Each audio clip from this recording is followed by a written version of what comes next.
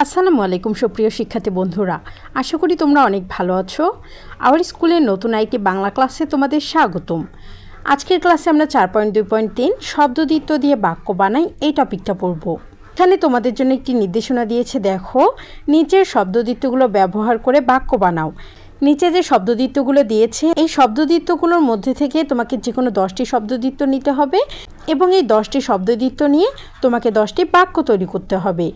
এখানে তোমাদের যে শব্দদ্বিত্বগুলো দিয়েছে তা হলো কথায় কথায়, টাপুর টুপুর, রোজ রোজ, ঝমঝম, চুপচাপ, ছমছম, কনকনে, আশায় আশায়, ঘুম ঘুম, ঠুক ঠুক, ঢং ঢং, ঘর টর, হাই হাই, ভুল টুল, ব্যাপার স্যাপার। এখানে তোমাদের জন্য 10টি ফাঁকা ঘর দিয়েছে।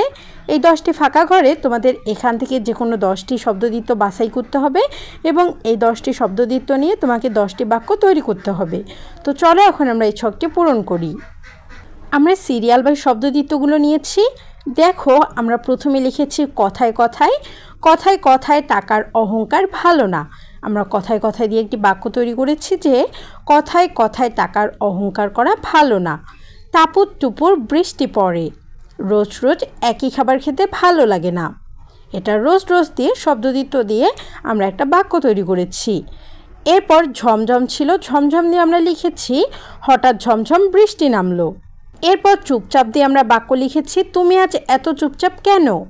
ছমছম দিয়ে লিখেছি আমার গা ভয়ে ছমছম করছে। শিক্ষার্থীরা তোমরা চাইলে আমার দেয়া বাক্যগুলো লিখতে পারো অথবা তোমরা যদি তোমাদের মতো করে বাক্য গঠন করো তাহলেও কিন্তু হবে। এরপর কনকনে শীতে পিঠা খাওয়ার মজাই আলাদা। তোমার আশায় আশায় সারাদিন থাকলাম, তুমি আসলে না। আমরা আশায় আশায় দিয়ে এই বাক্যটি লিখেছি। ঘুম ঘুম, ঘুম ঘুম চোখে সে বই পড়ছিল। ঢং ঢং, 12টা বাজতেই ঘড়িতে ঢং ঢং ধ্বনি হলো। তো শিক্ষার্থীরা এই ছিল তোমাদের 4.2.3 শব্দদ্বিত্ব দিয়ে বাক্য বানাই। আমরা 10টি শব্দদ্বিত্ব দিয়ে বাক্য বানিয়েছি। আশা করি তোমরা বুঝতে পেরেছো তোমরা বাক্যগুলো কিভাবে বানাবে। পরবর্তী ক্লাসের আমন্ত্রণ জানিয়ে আজকের ক্লাস আমি এখানেই শেষ করছি। ধন্যবাদ।